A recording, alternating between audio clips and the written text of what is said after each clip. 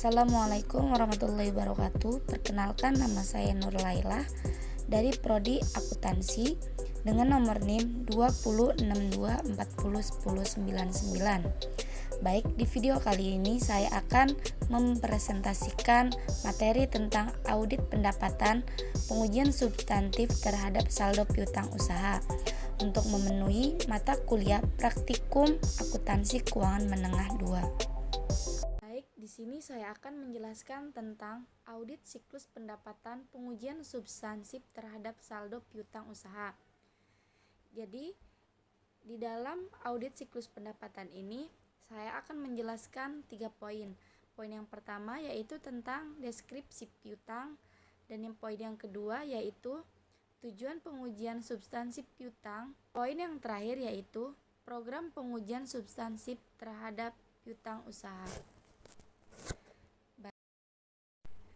Poin yang pertama yaitu tentang deskripsi piutang. Piutang merupakan klaim pihak lain atas uang, barang, atau jasa yang dapat diterima dalam jangka waktu 1 tahun atau dalam satu siklus kegiatan perusahaan. Piutang umumnya disajikan di neraca dalam 2 kelompok, yaitu piutang usaha dan piutang non-usaha. Jadi yang pertama itu piutang usaha. Piutang usaha yaitu piutang yang timbul dari transaksi penjualan barang atau jasa dalam kegiatan normal perusahaan. Lalu yang kedua yaitu piutang non-usaha. Piutang non-usaha yaitu timbul dari transaksi selain penjualan barang dan jasa kepada pihak luar negeri. Lalu poin yang kedua yaitu tujuan pengujian substansif piutang. Tujuan pengujian substansif piutang yaitu yang pertama, memperoleh keyakinan tentang keandalan catatan akuntansi yang bersangkutan dengan piutang. Jadi maksudnya, sebelum auditor melakukan pengujian mengenai kewajaran saldo piutang yang dicantumkan di negara, ia harus memperoleh keyakinan mengenai ketelitian dan keandalan catatan akuntansi yang mendukung informasi piutang yang disajikan di neraca. Lalu untuk itu, auditor harus melakukan rekonsiliasi antara saldo piutang yang dicantumkan di neraca dengan akun piutang di dalam buku besar. Lalu tujuan yang kedua yaitu membuktikan asersi keberadaan atau keterjadian piutang usaha yang dicantumkan di neraca. Jadi maksudnya di dalam pengujian substansif terhadap aktiva pada umumnya.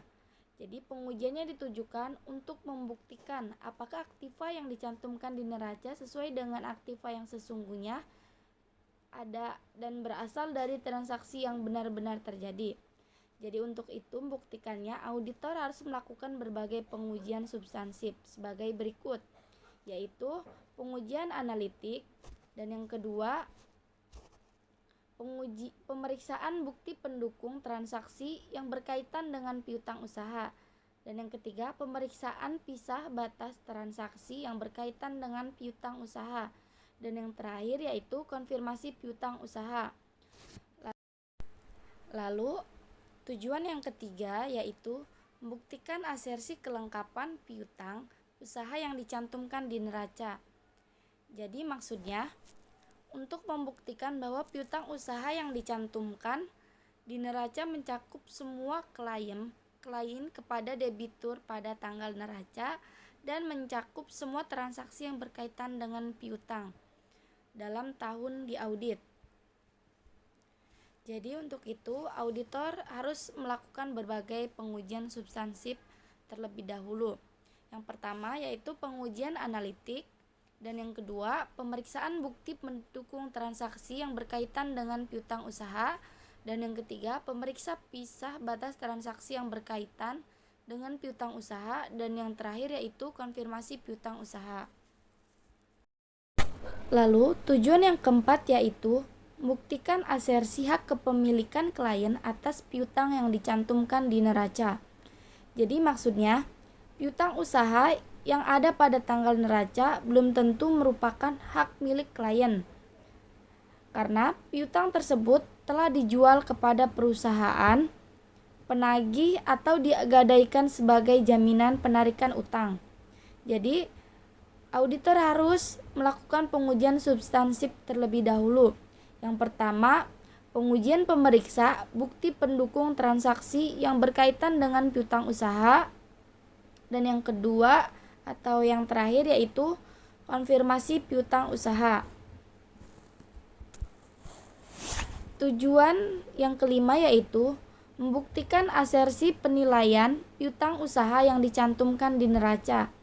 Jadi maksudnya seperti dalam prinsip akuntansi berterima umum, piutang usaha harus disajikan di neraca pada nilai bersih yang dapat direalisasikan pada tanggal neraca atau dengan kata lain sebesar jumlah yang diperkirakan dapat ditagih dari debitur pada tanggal neraca.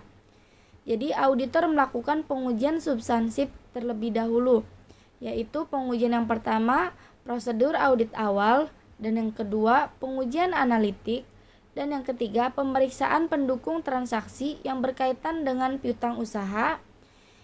Yang keempat yaitu konfirmasi piutang usaha, dan yang kelima yaitu penilaian terhadap kecakupan atau cadangan kerugian piutang, dan yang terakhir yaitu pembandingan penyajian piutang usaha di neraca dengan prinsip akuntansi berterima umum. Lalu tujuan yang terakhir yaitu membuktikan asersi penyajian dan pengungkapan piutang usaha di neraca. Jadi maksudnya penyajian dan pengungkapan unsur-unsur laporan keuangan yang harus didasarkan pada prinsip akuntansi berterima umum.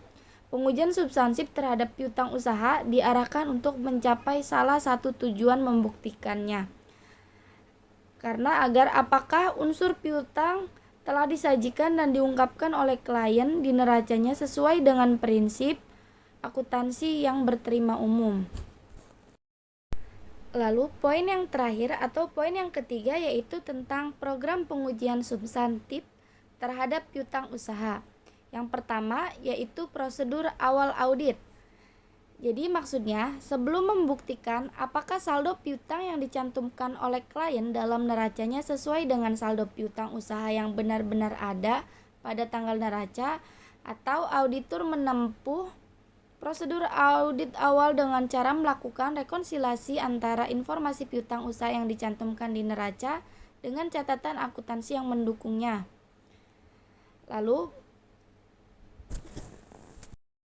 prosedur yang selanjutnya yaitu prosedur audit terhadap transaksi rinci. Jadi maksudnya keandalan saldo piutang usaha sangat ditentukan oleh keterjadian transaksi berikut ini yang didebitkan dan dikreditkan ke dalam akun piutang usaha. Yang pertama yaitu transaksi penjualan kredit, yang kedua transaksi retur penjualan, yang ketiga transaksi penghapusan piutang usaha, dan yang terakhir yaitu transaksi penerimaan kas dari piutang usaha. Lalu prosedur yang selanjutnya yaitu prosedur audit terhadap saldo akun rinci. Jadi maksudnya pengujian terhadap saldo akun ini dalam siklus pendapatan difokuskan ke saldo piutang usaha dan akan penilaiannya. Jadi tujuannya itu untuk pengujian saldo akun piutang usaha rinci adalah memverifikasi keberadaan, kelengkapan, hak kepemilikan, dan penilaian atas piutang usaha yang dicantumkan di neraca.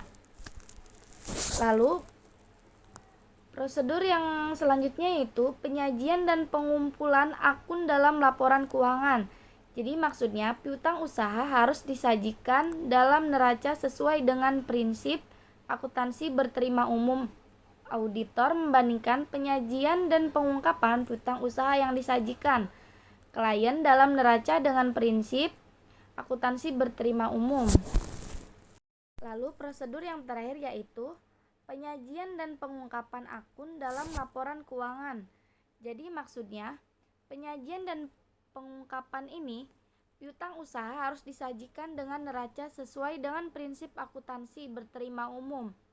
Auditor membandingkan penyajian dan pengungkapan piutang usaha yang disajikan klien dalam neraca dengan prinsip akuntansi yang berterima umum. Mungkin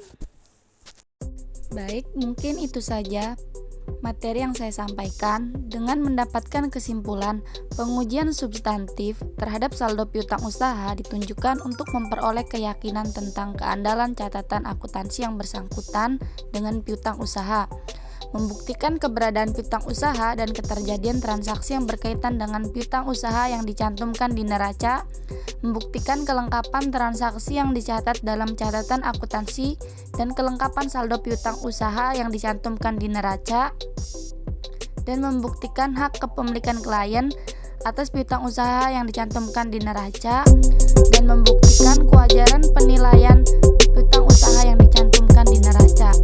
Besar harapan saya, semoga presentasi yang saya sampaikan ini dapat bermanfaat dan menambah pengetahuan untuk kita semua tentang auditing, khususnya tentang audit terhadap siklus pendapatan, pengujian pengendalian terhadap piutang usaha. Baik, terima kasih. Kurang dan lebihnya saya mohon maaf karena saya masih dalam tahap pembelajaran. Wabillahi taufiq wal hidayah. Wassalamualaikum warahmatullahi wabarakatuh.